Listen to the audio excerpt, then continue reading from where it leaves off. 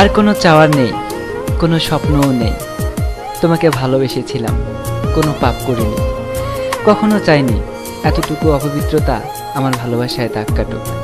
আমার সমস্ত আস্থার বিশ্বাস থেকে তা রক্ষা করেছি, যার ফলাফল তুমি হারিয়ে গেলে।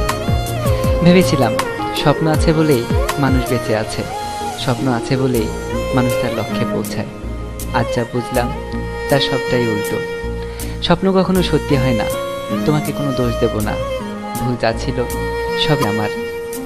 আমি জানি তুমি কি ছিলে, কেমন ছিলে, তবে আমিও কোনো ভুল করিনি। কারণ আমি জানতাম তুমি যে সুখের ঠিকানা খুঁজেছিলে সেখানে কোনো সুখ ছিল না, ছিল বুক ভরা কষ্ট। আর কষ্ট মানেই হচ্ছে একটি তাজা নরক। আমি জেনে শুনে তোমাকে সেই নরকে নিয়ে আসতে পারি না। এই যন্ত্রণা সবাই সইতে পারে না, তুমিও পারতে না। আমি পারি, আমাকে পারতেই হবে।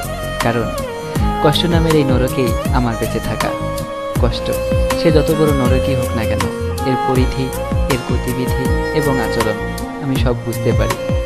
আমি জানি তুমি এটাই বলবে, আমি ধোঁকাবাজ, বেঈমান। কষ্ট হলেও সয়ে নেব, কারণ এটা আমার প্রাপ্য। আবেগে গা ভাসিয়ে দেওয়া যায়, কিন্তু খুব বেশি ধরে রাখা যায় না।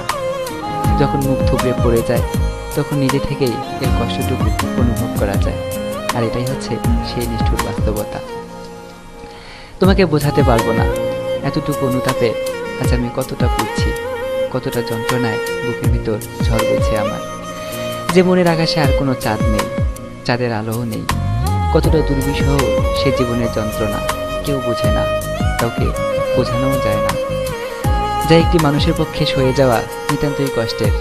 মাঝে মাঝে মনে হয় আমি হয়তো মানুষই নই, একটি যন্ত্রের পুতুল মাত্র, যাকে মানুষ রোবট বলে।